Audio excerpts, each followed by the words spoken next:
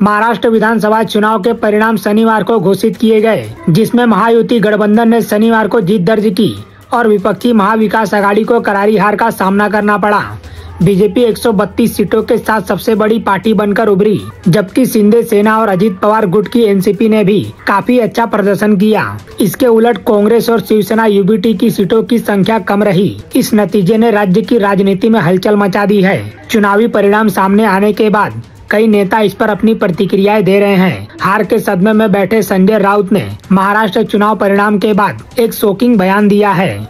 Shiv Sena UBT की अपमानजनक हार के बाद उसके अध्यक्ष उद्धव ठाकरे और उनके करीबी सहयोगी संजय राउत ने पूर्व मुख्य न्यायाधीश धनंजय चंद्रचूड़ पर गजब की बौखलाहट दिखाई है।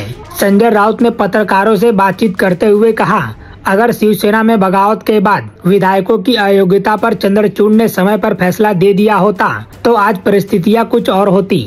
शनिवार शाम को हार के कारणों का विश्लेषण करने के बाद ठाकरे ने कहा था कि न्यायमूर्ति चंद्रचूड़ द्वारा शिवसेना विधायकों की अयोग्यता पर फैसला न देने के कारण उन पर निशाना साधा गया था।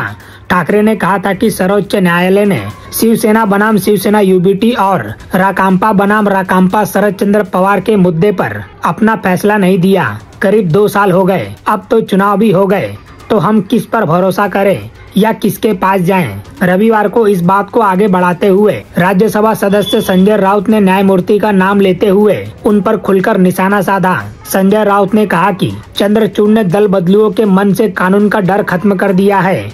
उनका नाम इतिहास में काले अक्षरों में लिखा जाएगा। उन्होंने आगे कहा, अयोग्यता याचिका पर फैसला न करके न्यायमूर्ति चंद्रचूड़ ने दल बदलुओं के लिए दरवाजे और खिड़कियां खोल दी हैं। इसलिए आज महाराष्ट्र में जो कुछ भी हो रहा है उसके जिम्मेदार डीवाई चंद्रचूड़ ही हैं। इसी प्रकार कुछ समय पहले शिवसेना की वार्षिक दशहरा रैली और चुनावी रैलियों में भी ठाकरे पार्टी विभाजन के बाद कोर्ट द्वारा फैसला न करने पर बात करते रहे हैं। ठाकरे ने शिवसेना विभाजन पर विधानसभा अध्यक्ष राहुल नार्वेकर के फैसले को चुनौती देने वाली याचिका का जिक्र करते हुए कहा था कि अगर चंद्रचूड़ वास्तव में इतिहास में अपना नाम दर्ज कराना चाहते हैं तो अभी मौका है। आपके सेवानिवृत्त होने से पहले अभी भी समय है। लोकतंत्र बचाओ, पूरा देश आपकी ओर देख रहा है। कृपया ऐसा निर्णय ले जिससे देश को आप पर गर्व हो। शनिवार को महाराष्ट्र की कुल 288 विधानसभा सीटों के परिणाम आ गए हैं। भाजपा नेतृत्व वाली महायुति गठबंधन ने प्रचंड जीत हासिल की।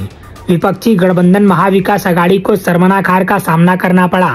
उद्धव ठाकरे की पार्टी शिवसेना यूबीटी को 20 सीटें मिली हैं, तो वहीं कांग्रेस को 16 सीटें और शरद पवार की पार्टी एनसीपी एसपी को सिर्फ 10 सीटों पर जीत मिली है। फिलहाल इस खबर में इतना ही। बाकी अपडेट के लिए बने रहिए लाइव टीवी न्यूज के साथ।